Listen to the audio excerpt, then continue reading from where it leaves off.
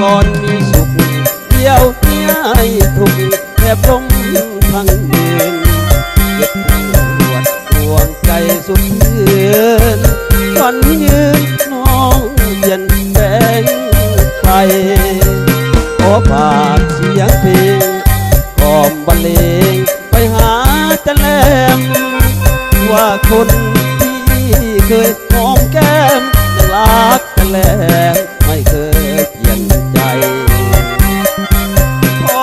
คนฝากมาทำให้จากน้องแล้วไปไกลคนนั้นกันย้ำกันทำไมผู้ดีหรือลายก็ตายเหมือนกันเกียดแสนเกียดไอ้นี้ก็ว่าอะไรส่วนลูกที่อยู่ในใจเท่ากับทำลายมันได้แจ่มจันถ้าลงน้ำสีโอ้น้องพี่ทำได้ในกันทำไมยิ่งไม่ขาดสันลูกอยู่ในคันจะรู้เรื่องแม่สาวจะแลมคงสุขใจแสนน่าจะซ้ำไว้ยิ่งได้ฆ่าลูกในไส้ทิ้งลงน้ำไปให้คนเขาลืมทำไมกลัวบาปหากคนเขาทราบคงเส้นกันลืมขนาดบาปหยาบซาละลือ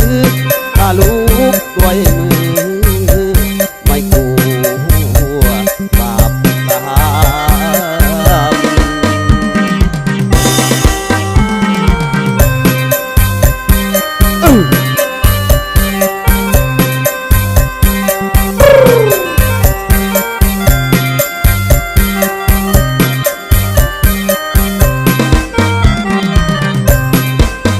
มแสนเกียดไอ้นี้บอกว่าอะไรส่วนลูกที่อยู่ในไส้เจ้ากับทำลายมันได้เจ็บจันถ้าลงน้ำสิ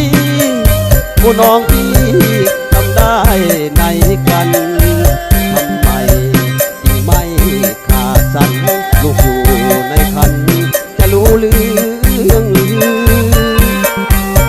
แม่สาวจะแลมคงสุขใจแสนน่าจะซ้ำไว้ยิ่งได้ฆ่าลูกในไส้ทิ้งลงน้ำไปให้คนเขาลืมทำไมกลัวบาปหากคนเขาทราบคงแซงกันฉะนั้นบาปหยาบซาละลือถ้าลูกด้วยมือไม่กลัวบาปกรรม